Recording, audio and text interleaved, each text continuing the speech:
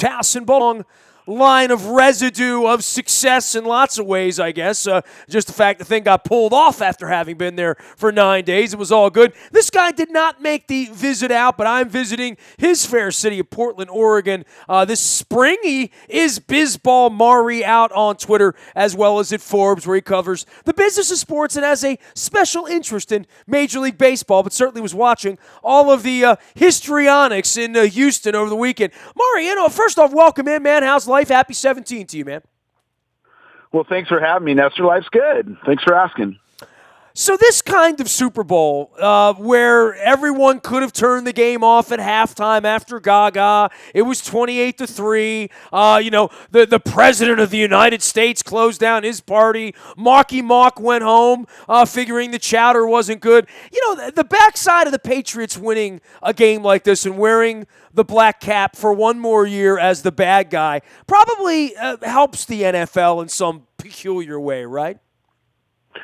Well, I suppose. I mean, I can look at this two ways. I mean, you're absolutely going to have the Patriots as, the black hats now. I mean, I kind of mentioned it this way. It's like, all right, I can live with the win, with the idea that it does two things. One, it's a great narrative and a great conversation around greatest of all times in terms of Tom Brady, in terms of Bill Belichick. It erases the Deflategate narrative that's been going around. So it does that. It gave us the conversation about the awkwardness with Roger Goodell, both presenting the Lombardi Trophy and then having to whip around and give basically Tom Brady the MVP award. So that goes away. But this doesn't mean that the Patriots go away. I don't get any sense that Tom Brady or Bill Belichick are like, all right, we set these records. We're all done now.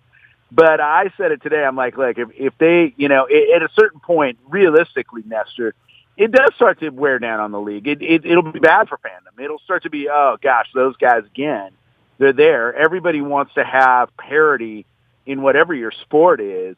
And so we have to ask ourselves, like, when is too much too much? And maybe next year is when that is.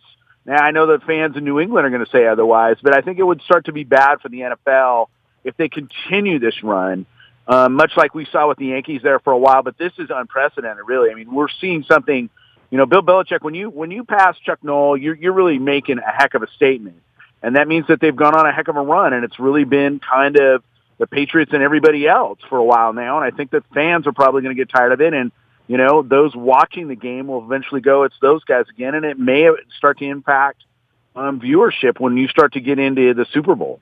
Well, when you think about the ways they've done it, right? The interception in an end zone a couple of years ago, the way they've lost those games with Manningham and Tyree, kicking these field goals at the end. The only thing they didn't do is rally back from 28-3 down late in the third quarter, right? I mean, it is one of the greatest comebacks in the history of any sport. And as much as we sat around all last week, Mari, down in Houston, talking with all sorts of legends about, where Brady stands and all of this. This was one of those scripts that would have been the most unlikely script to write, where they were just horrific in the first half and otherworldly down the stretch, and Atlanta did every single thing if the WWE would have orchestrated this, right? It's like every fatal flaw you could commit with a 25-point lead, they committed. It's really uncanny. Well, and that's what I was going to say, is that, the Falcons didn't do themselves any favors. I could not figure out for the life of me, Nestor, you're on third down, and you've been running the ball exceptionally well, getting everybody go basically east-west. And it was one of those situations to where, why in the world wouldn't you have somebody in the backfield? Why wouldn't you have an option play? But you basically went out of the shotgun there, and that just took the run completely out of it.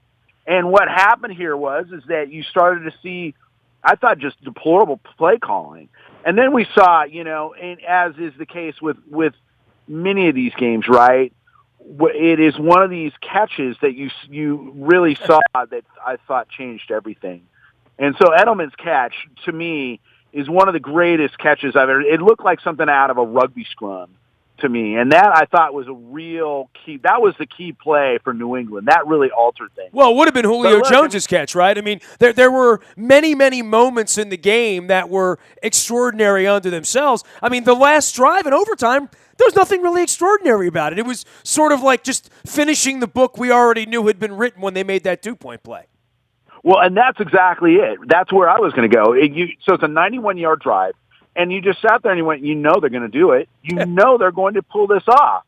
And I was just sitting there going, I can't believe this. I cannot believe this. That's why everybody's like, hey, we need to change the rules about sudden death and blah, blah, blah. And I'm like, look, man, if you gave the Falcons that opportunity, it's not the same. It really wouldn't have been. Things changed so dramatically in that game. The last hour of the game was incredible. And that's the thing I think about this Super Bowl. People are talking about it, in a few years, it'll be the greatest Super Bowl game of all time. And I would say it was the last hour that was great. The first 3 quarters of it were horrible. I just thought that there was not a whole lot of it going on. It just was sloppy play on a lot of sloppy play by New England. And then you watch this momentum change, and it just turned into this extraordinary thing that I don't know if I'm ever going to see in my lifetime again. And so in that sense, the most spectacular end to a Super Bowl I've ever seen. And that helped Fox. I mean, when the numbers came out today, it really helped them a lot. And given that it peaked at the end of the game, probably unsurprisingly, all those people that had turned it off flipped it back on. And that really, I think, helped them a lot. It really gave them a lot of horsepower here at the end of it, and they really needed it. Isn't it weird that even in Boston, it wasn't like their number one market nationally? I mean, that's really a telling statement about how Boston feels about the Patriots, that even they're not all that excited about it. I'll tell you what, Maury, I was on a plane. This is God's honest truth, 5:25 a.m. plane out of Houston to BWI. You can imagine how many people were headed back to that part of the world on my plane. I mean, there were 140 people on my plane, and 90 of them were wearing Patriot stuff. I promise you, Maury, it's a different plane ride if that's a plane ride full of Jets fans or Bills fans or Eagles fans who would have won the Super Bowl, right? I mean, it was a very, very even tepid celebration, even amongst the Patriots people who are, quite frankly, getting tired of eating the cake and drinking the champagne, I think. Well, yeah, you got 5 wins in the Brady and Belichick era. That's amazing. And then you think about it. So if I have my math right, Boston franchises have won 37 championships. That is right. That's 37. Correct. That's extraordinary. I mean, of course you're like, oh, wow. In poor Atlanta, they got 1. Hey, but that one was a really good one because I was in the clubhouse that night at Atlanta Fulton County Stadium, and Ryan Klesko doused me with champagne. I'll never forget that. So that was the only time honestly, that was the only time in my life, Maury, I've been in one of those locker rooms where the shit you have to have goggles, and I mean, it looks like a militia zone now in baseball, right? Like they've taken something that was this celebration, and it's like, it's dangerous. I mean, like, in those locker rooms. But I was in it one time, and I think I still smell like champagne. I had to drive back to Birmingham, and I smelled like a sewer after that game. Well, it's a good thing you didn't get pulled over. Well, I mean, at least that was a part of the only Atlanta celebration there ever was. I mean, honestly, Boston's getting, from the other fans' perspective, I guess that's where I start with this, with the business of the NFL. Having a champion for a long period of time, or having that Michael Jordan, or having that, I guess Bill Russell, whatever, Magic and Larry Bird and the rivalries. Part of the Brady thing was the Manning rivalry, right? Kind of like, take any of the tennis rivalries, Everett, Navratilova, or Borg and Connors and McEnroe. At this point, this is where Aaron Rodgers and Ben Roethlisberger and Joe Flacco and Matt Ryan and Russell Wilson and maybe Drew Brees, it feels like they have no answer for this, any of them. Well, part of that is the system. I mean, that really, look, this isn't to diminish Tom Brady to say he's a system quarterback, but look, the system has been extraordinary. That's the thing that blows me away most about the Patriots is this idea that he did not have a lot of weapons, right? I mean, and this is not to really diminish, certainly Julian Edelman, but I mean, he's not free. He is certainly not Julio Jones, and he has never had, with, maybe some exceptions, he's never had a situation where it's been like this. It's been the system that has been really the biggest star for the Patriots. And so, whether Brady would survive on another team, I don't know. But I mean, we did have that. I will say this. I thought Matt Ryan, with the exception of one really bad play, and that was that strip, he should have been able to get the ball. That's where Russell Wilson would have dumped it off. I think that's where a number of other players, certainly Rodgers, I think would have dumped it off instead of being stripped. That was the only play that I thought that he was there, but he looked every bit the MVP. I had been calling him the MVP all season long as soon as this thing started getting rolling. And I still believe that for the regular season. But look, that game yesterday, it was incredible. You looked at it, and when you talked about the passing yards that Brady threw up, it was just like, you got to be kidding me. It didn't even look like it. That was the thing that I think it was so incredible to look at. There wasn't any, striking play. Of course, there was the play with Edelman, but there wasn't anything that would, you sat there where he gunned it downfield for a considerable distance all game long, where it seemed like Ryan was doing that the whole time. It was just all down to business. It was just, doing what they have always done. They didn't really break from anything too terribly much, and they took advantage of mistakes from the other side. And I think that that's the biggest strength. Is the biggest strength in the New England Patriots isn't one particular player. It is that it's been the most consistent system I have ever seen in professional sports. He is. None. No, I cannot think of one thing. I cannot think of one team that has ever been as consistently good about anything as this New England Patriots team with Bill Belichick. Well, Phil Jackson ran the triangle, right? I mean, there's a system there, right? Bill Walsh ran the West Coast and had plenty of success, just not 17 years of it, although he did have it through two quarterbacks there in San Francisco. So, I mean, we're talking about similar things, but nothing measures against this. Nothing measures against being 39 and playing like you're 26, right? Well, and that's the other thing where the system really comes into play. You notice, I mean, of course he's calm, cool, and collective in the pocket, and he's able to stay in there. And granted, he got batted around a whole lot. I mean, a couple of times, that one that was where he got sacked toward the end zone, I was like, yeah, he's coming up a little bit dinged up here. He looks like he's been hurt, but he was twisted around. But, his contract doesn't run out until 2020, and I don't get the sense at all that there's any letting up on any of this. I don't see anything diminishing right now. And that's the most extraordinary thing, is that I don't see anything really diminishing out of any of this. So by 2020, I think it's a perfect time for him to dance off. You don't extend it, obviously, at that point. I mean, it would just be past it. And even he has said that when his time comes, he is just as expendable as anybody else, because it comes back to what we're just talking about here. Bill Belichick has got the best system. It is the best system in professional sports, and no player is above that. That's why they will not make any mistakes with it. When a player has to go because they've basically overstayed their welcome or they're past their prime, then it's time to go. And I think that Brady is fully ready for that. Is there a way that they make this thing so that he stays with the organization forever in some capacity? I could see that. But, it was the most extraordinary thing just to watch the comeback, to watch both sides of it, both the Falcons failing and to watch what New England had put together and how well it was all executed. I just found it absolutely remarkable to watch that end of that third quarter and the fourth. He is Maury Brown. He is Bizball. Maury out on Twitter as well as out at Forbes, and you can follow his journey. And you're a baseball guy, Maury. Deep down, that's how you got to be Bizball Maury. So it is now pitchers and catchers time, right? Like, this is that sort of tender period where our eyes turn toward Arizona, our eyes turn toward Florida, and I know your eyes turn toward baseball, and I know you're getting together with Commissioner Rob Manfred soon for a chat, right? Yeah, and I'm really interested to talk to him now, that the labor deal is done. They just had the owners' meetings, and it was pretty straightforward. And then the big thing that Rob has really always focused on has been this pace of play issue. And I'm not quite sure, Nestor, if there's a terrible lot that you can do about it, but it's sounding to me that There had been talk about it prior that he was going to look at potentially altering the strike zone.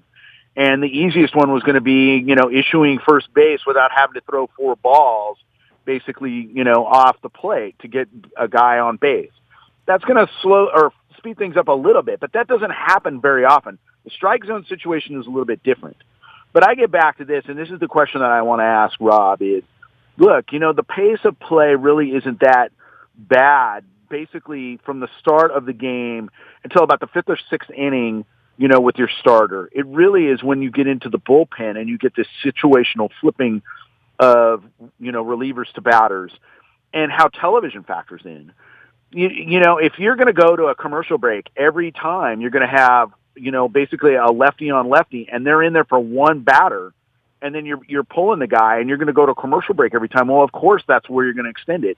And this is going to paint Rob in a bad place because it's money. Well, everything about baseball has been extended from a time standpoint. There's nothing that takes less time or that anybody has really won. I mean, they talked about wanting to take less time. The pitchers don't want to take less time. The managers don't want to manage them with less time. The umpires don't really want to adjudicate it that way. And quite frankly, the hitters are in no hurry to get in the batter's box either. I guess the ones that want the game to move faster are the fans and the pundits and like that, but the people involved in it seem to have no urgency to really want to make it go faster. That they're not in a hurry. They're baseball players.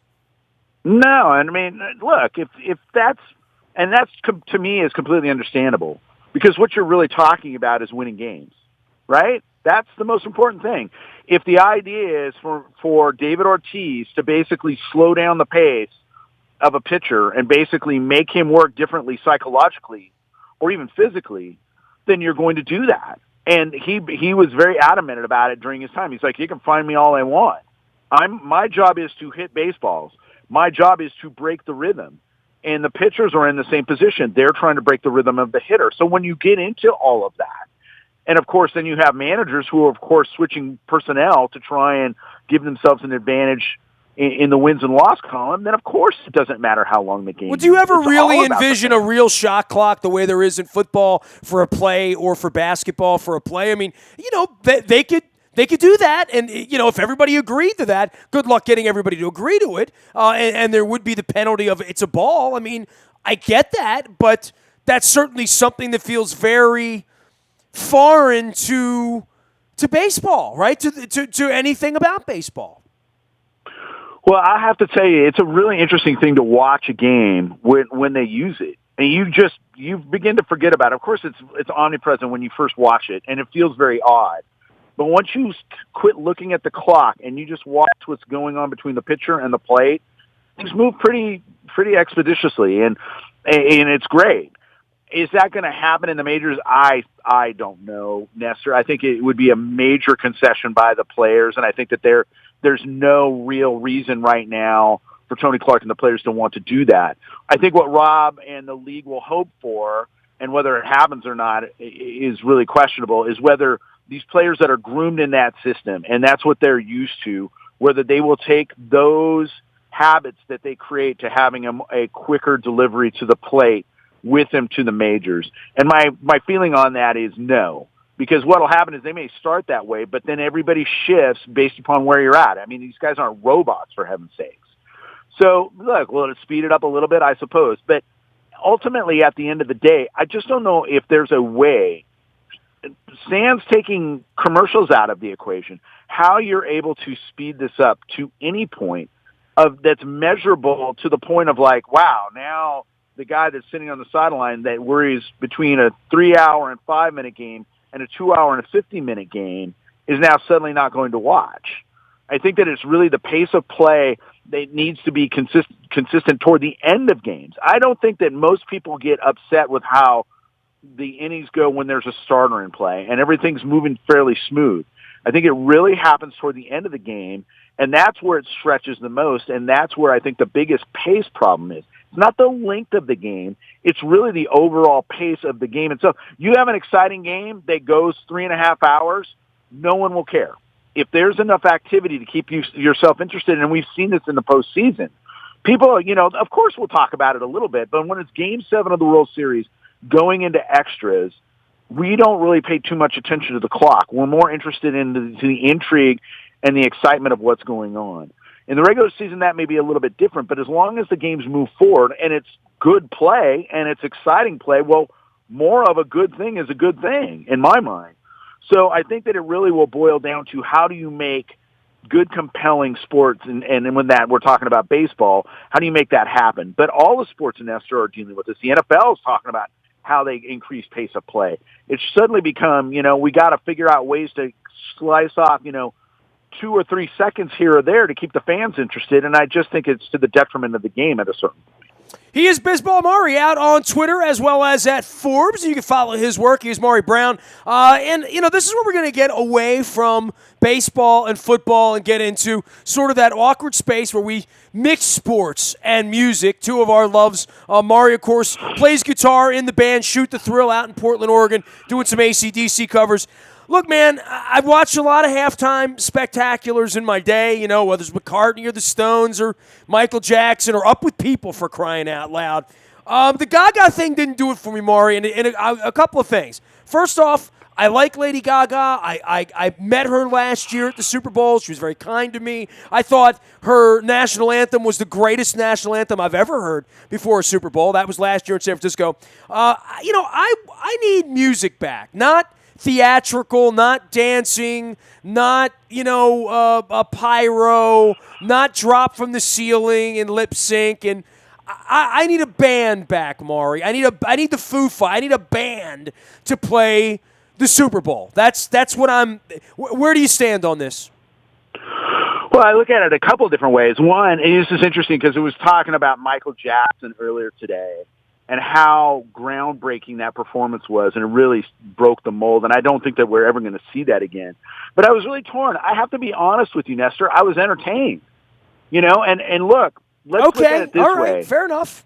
So we haven't really talked about the television numbers. On By the way, I did not watch it on television. I want to point this out. I was in the stadium, okay? In the stadium, it was very underwhelming. But so was Coldplay last year. And I know they're made for The thing with Coldplay, when I saw it on television and saw the lighting of it, like that the sun was setting and the way the floor lit up, as a Denny Terrio Dance Fever made for television production, I thought Coldplay worked better on television. I have not seen the Lady Gaga thing on TV yet. I was only in the stadium, and in the stadium, I wanted a band. I don't know what else to say.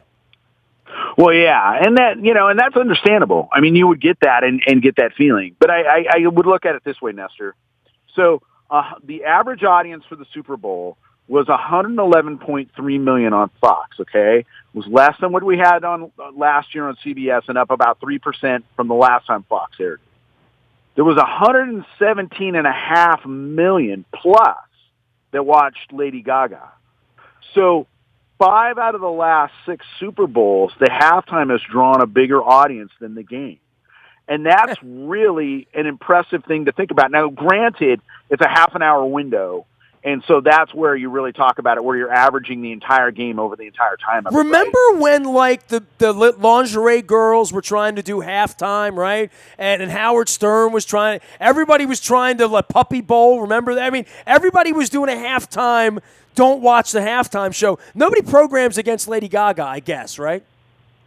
No, and I get back to this. I really thought it was entertaining. Now, do I want a band? I mean, you mentioned the Foo Fighters. They would be perfect, but I think that the biggest problem the NFL has right now is when I talk that number, when you say 117.5 plus million people watching you, they go, look, we don't need to pay you. You're going to make a whole lot of money on the back end of this thing. Bruno Mars figured that out. Yeah, the Lady Gaga tour just got announced on Monday. Who knew, right? I mean, yeah, it's all put together that way.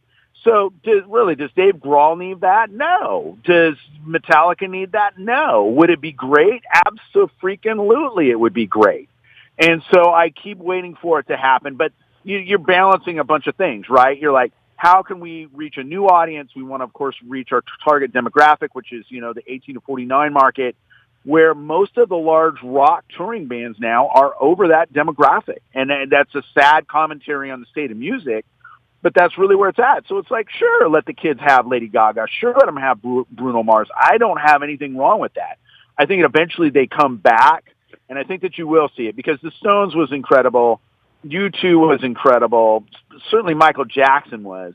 But it really has turned into a five-star affair. Like how much pyro could you use? That was the thing that was the most surprising to me. It's a Broadway production. Maury, I said they should bring Hamilton in and just do an homage to Hamilton, Up With People thing at halftime. You know, a lot of people would like that and watch that. It's Broadway, and you know, if you want to have Broadway, have Broadway. Right? That's what it feels like to me. Well, and I think that you're going to get to that at a certain point. I wouldn't be, that I'm sure that somebody has probably brought that up, especially as well as the gals did with the national anthem out of Hamilton. They did a fantastic job at the beginning of it. So, it's entertainment. It's a television audience for the most part. No offense to the people that were there at the game, but it is a television-driven event. Everything from the commercials and everything that went around it, it was certainly that. And it's whatever sustains you. The game sustains you through the length of it. But you don't get, even this, leading into it, it was the most benign, milquetoast, bland game setup I've ever seen. I cannot remember when things were as boring as this one was going into it. But look, 113 million people, you will never come near that number. There will be nothing, short of potentially somebody pressing a button somewhere. You're never going to get that many people tuned into their televisions at this point. So, it still blows my mind how much interest there is in a game when it was so lopsided one way, and then you had this amazing comeback. And everybody will look at that's what sports is about, Nestor.